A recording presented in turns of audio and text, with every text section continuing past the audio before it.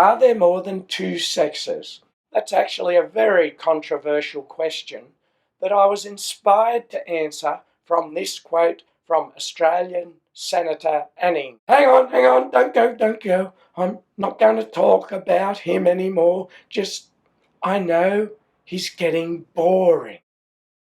I'm actually going to talk about how gender is determined and whether you can actually have genders other than male or female.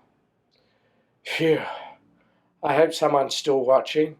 And if you are, g'day, how you going? I'm David A. Elliott. I will start by focusing on the two sexes that I assume everyone can agree on, these being male and female. Traditionally, there are three main aspects defining male and female. These being sexual preference, i.e. being attracted to the opposite sex, behaviour, for example, boys play with cars and girls play with dolls, physical, differences in external appearance, voice, genitalia, and internal sexual organs. You could also add to that, generally, females have two X chromosomes and males have an X and a Y chromosome. So let's start at the beginning, i.e. fertilisation. What generally happens is that the mother will provide an X chromosome and the father will provide an X or a Y chromosome. This generally determines if it's a boy, XY, or a girl, XX. In the first 8 weeks, development is the same for both, and the male and female embryos are physically identical. They have 2 sets of internal sexual ducts, one male and one female.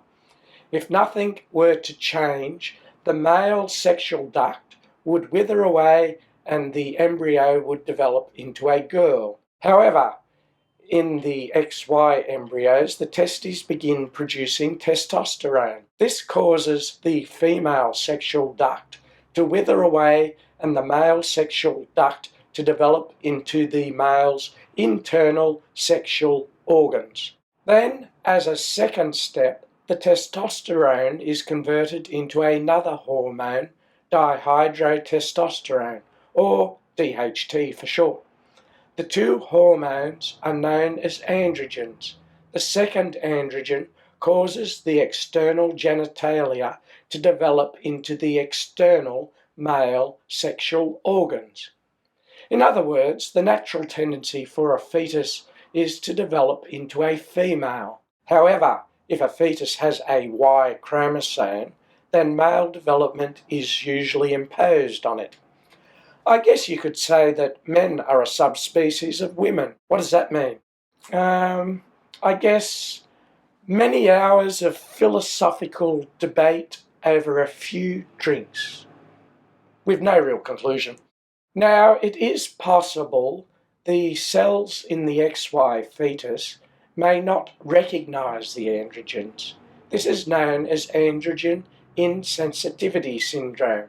Another issue that can occur is that in some XY fetuses, the second type of androgen is not produced.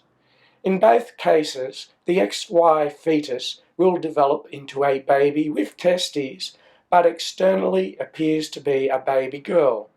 They are known as pseudo-hermaphrodites. This is usually not identified at birth and goes unrecognised until at least the time of expected puberty. For those with androgen insensitivity syndrome, it is often discovered when investigating why menstruation has not occurred, but sometimes not until much later in life, if at all. In the other case, where the second androgen, DHT, is not produced, then something a little different and perhaps a little unbelievable occurs. When they are born, they are believed to be girls and raised as such, but at puberty, the girls grow a penis and become boys. They develop physically and behaviourally into stereotypically normal men. In fact, there is a village of 4,000 people in the Dominican Republic where about 2% of girls turn into boys at puberty.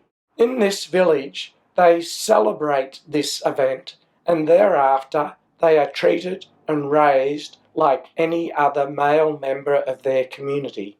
The same situation occurs in a group of villages in Papua New Guinea. However, the reaction of the community is not the same. They consider them to be defective males, and they are often abandoned by family and taunted by others. Because girls turning into boys is not an uncommon occurrence in both locations, they both regard these individuals as a third sex. So it now appears there are at least 3 sexes: male, female, and pseudo-hermaphrodite. Now, what I have discussed so far is an oversimplification. There are actually many genes and other chromosomal irregularities that can lead to a lack of clarity over whether someone is male or female.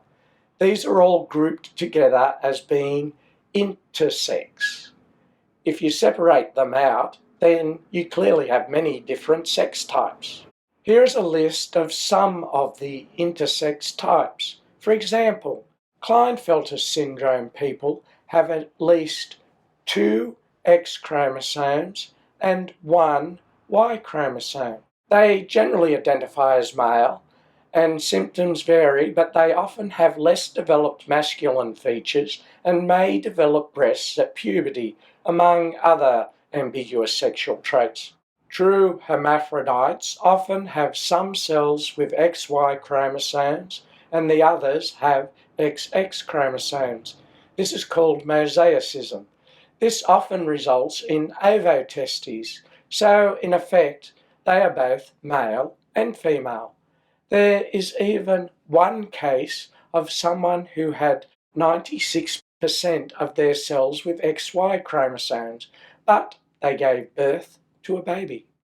It is actually estimated that for 1 in 1,500 births, it is unclear whether the baby is physically male or female, but if you include all biological issues leading to lack of clarity of gender, then the prevalence could be as high as 1 in 60 people. Now, if you add sexual behaviours and preferences to this mix, then it becomes much more complicated.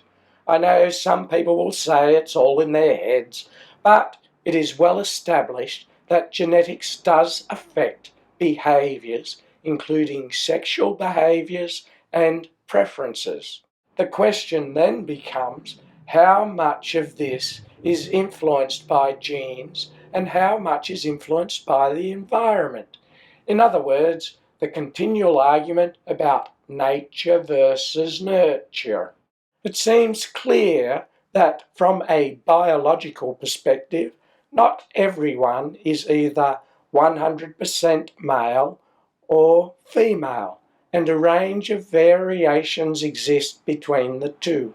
In the description below, I have provided links to some websites and videos by people who are intersex, which I found very enlightening. I guess the bottom line is that whether we are male, female, intersex, transgender, or anything else, we are just people. And in the end, that is all that really matters, doesn't it? I'm David A. Elliott. If you like what you see, then click on the like button, make sure you subscribe and keep watching for new videos. And if you really, really love them, then help support me to make more with as little as $1 a month at Patreon. Have a good one and see you around like a risol.